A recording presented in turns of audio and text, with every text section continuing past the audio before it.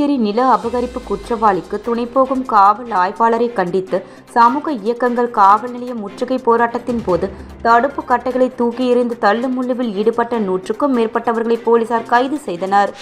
60 தமிழ்ச்சங்கங்கள் ஒன்றிணைந்து நடத்தப்படும் பெட்னா பேரவையின் 37வது தமிழ் விழா மாநாடு வட அமெரிக்காவில் வருகின்ற ஜூலை மாதம் 4ஆம் தேதி தொடங்க உள்ளதாக கம்பன் கழக தலைவர் சிவக்கொழுந்து மற்றும் வட அமெரிக்கா தமிழ் சங்க பேரவைத் தலைவர் பாலசுவாமிநாதன் ஆகியோர் தெரிவித்தனர். பிரபல ரவுடி பெயரை பயன்படுத்தி நகைக்கடை அதிபரிடம் மாமூல் கேட்ட வாலிபரை பெரிய கடை போலீசார் கைது செய்துள்ளனர். புதுச்சேரியில் நடிகர் விஜயை காண குவிந்த ரசிகர்களால் ஏற்பட்ட போக்குவரத்து நெரிசலின் போது அவ்வழியாக சென்ற பொதுமக்களிடையே ரசிகர்கள் வாக்குவாதத்தில் ஈடுபட்டதால் பரபரப்பு ஏற்பட்டது.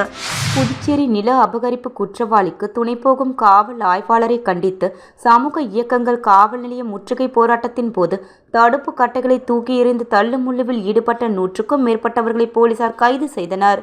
புதுச்சேரியில் போலி ஆவணம் தயாரித்து காந்தி வீதியில் உள்ள முந்திரி பருப்பு கடையை அபகரிப்பு செய்யும் ஊழியர் கோகுல் என்பவரை கைது செய்ய வேண்டும். குற்றவாளிக்கு துணைபோகும் பெரிய கடை ஆய்வாளர் ஜெயசங்கர் மீது நடவடிக்கை எடுக்க வேண்டும் என்று பெரிய கடை காவல் நிலையத்தை முற்றுகிடப் போவதாக சமூக ஜனநாயக இயக்கங்கள் அறிவித்திருந்தன. அதன்படி மிஷன் வீதி நேரு வீதி சந்திப்பில் இருந்து போராட்டக்குழு ஒருங்கிணைப்பாளர் அழகர் தலைமையில் பேரண்டியாக வந்த போராட்டக்காரர்கள் போலீசார் தடுப்பு கட்டையை அமைத்து தடுத்தனர். அப்போது போலீசாருக்கும் போராட்டக்காரர்களுக்கும் இடையே தள்ளுமுள்ளு ஏற்பட்டது. இதையடுத்து தடுப்பு கட்டைகளை தூக்கி எறிந்து போராட்டக்காரர்கள் நேரு வீதியில் காவல் நிலையம் நோக்கி ஓடினர். அவர்களுடன் போலீசாரும் போராட்டக்காரர்களுடன் ஓடியதால் பெரும் பரபரப்பு ஏற்பட்டது. இதனையடுத்து காவல் நிலையம் சென்ற அவர்கள் காவல் நிலையம் முன்பு அமர்ந்து கோரிக்கைகளை வலியுறுத்தி கண்டன கோஷங்களை எழுப்பினார்கள். தொடர்ந்து கோஷங்கள் எழுப்பிய சமூக ஜனநாயக இயக்கங்களைச் சேர்ந்த 100க்கும் மேற்பட்டவர்களை போலீசார் கைது செய்தனர். இதனால் நேரு வீதியில் சிறிது நேரம் பரபரப்பு ஏற்பட்டது. 60 தமிழ்ச்சங்கங்கள் ஒன்றிணைந்து நடத்தப்படும் பெட்னா பேரவையின் 37வது தமிழ் விழா மாநாடு வட அமெரிக்காவில் வருகின்ற ஜூலை மாதம் 4ஆம் தேதி தொடங்க உள்ளதாக கம்பன் கழக தலைவர் சிவக்கொழுந்து மற்றும் வட அமெரிக்கா தமிழ் சங்க பேரவைத் தலைவர் பாலசுவாமிநாதன் ஆகியோர் தெரிவித்தனர். 1987ஆம் ஆண்டு துவங்கப்பட்ட வட அமெரிக்கா தமிழ்ச்சங்க பேரவை 60 தமிழ்ச்சங்கங்களை உள்ளடக்கிய பெரிய அமைப்பாகும். இந்த பேரவை ஒவ்வொரு ஆண்டும் அமெரிக்காவில் உள்ள முக்கிய நகரங்களில் தமிழ் விழாவை தொடர்ந்து நடத்தி வருகிறது. இதன் அடிப்படையில் வெள்ளி விழா கண்ட சான் ஆண்டோனியாவில் தமிழ் சங்கத்துடன் இணைந்து 2024ஆம் ஆண்டுக்கான தமிழ் விழாவை டெக்சாஸ் மாகாணத்தில் பெட்னா பேரவை சார்பில் 37வது தமிழ் மாநாடாக வருகின்ற ஜூலை மாதம் 4, 5, 6 ஆகிய தேதிகளில் நடத்துகிறது. இது குறித்து கம்பன் கழக தலைவர் முன்னாள் சபாநாயகர் சிவக்கொழுந்து மற்றும் வட அமெரிக்கா தமிழ்ச்சங்க பேரவைத் தலைவர் பாலசுவாமிநாதன் கூட்டாக செய்தியாளரை சந்தித்தனர். அப்போது பேசிய அவர்கள் சமத்துவம் தமிழரின் தனித்துவம் என்ற கருப்பொருளோடு இந்த மாநாடு நடைபெற உள்ளது. இந்த ஆண்டு புதுச்சேரி மாநிலத்தையும் பெருமைப்படுத்த வேண்டும் என்ற நோக்கில் புதுச்சேரியின் வரலாற்று சிறப்புமிக்க பிரதான சின்னமான ஆயு மண்டபத்தை லோகோ குறியீடாக உருவாக்கியுள்ளதாக குறிப்பிட்டனர். மேலும் வட அமெரிக்கா தமிழ்ச்சங்க பேரவைக்கு இந்தியாவுக்கான இயக்குநராக புதுச்சேரி எழுத்தாளர் ரவி குணபதி மைந்தனை தேர்ந்தெடுத்துள்ளதாக தெரிவித்த அவர்கள் இந்த மாநாட்டில் புதுச்சேரி முக்கியத்துவம் பெற்றுள்ளது என்றும் குறிப்பிட்டனர்.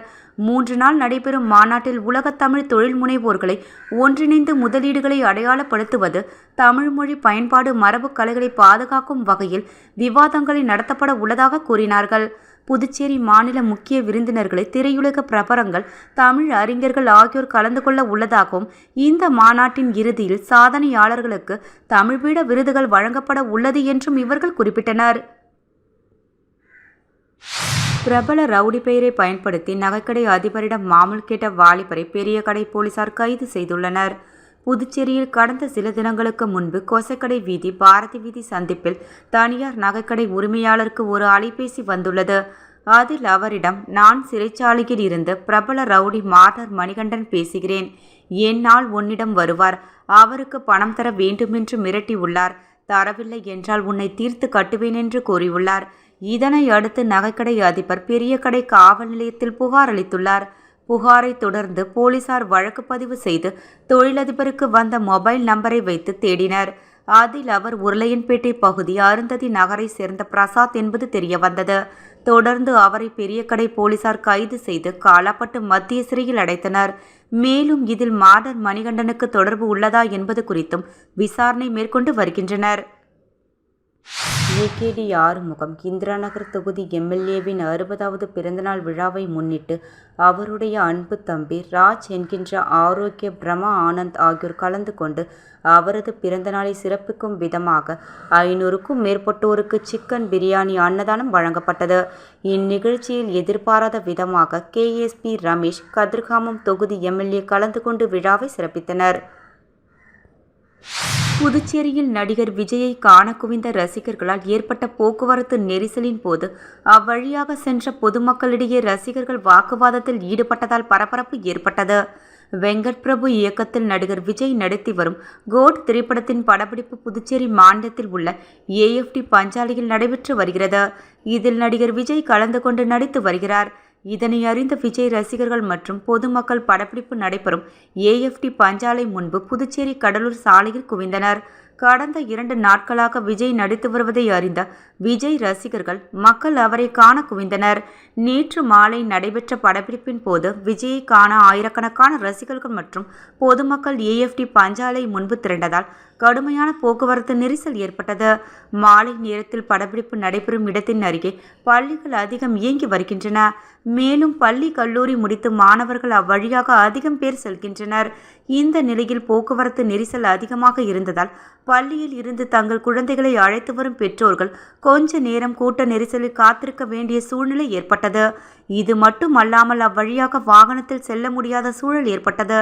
அப்போது அங்கிருந்த ரசிகர்களுக்கும் வாகன ஓட்டிகளுக்கும் கடுமையான வாக்குவாதம் ஏற்பட்டது.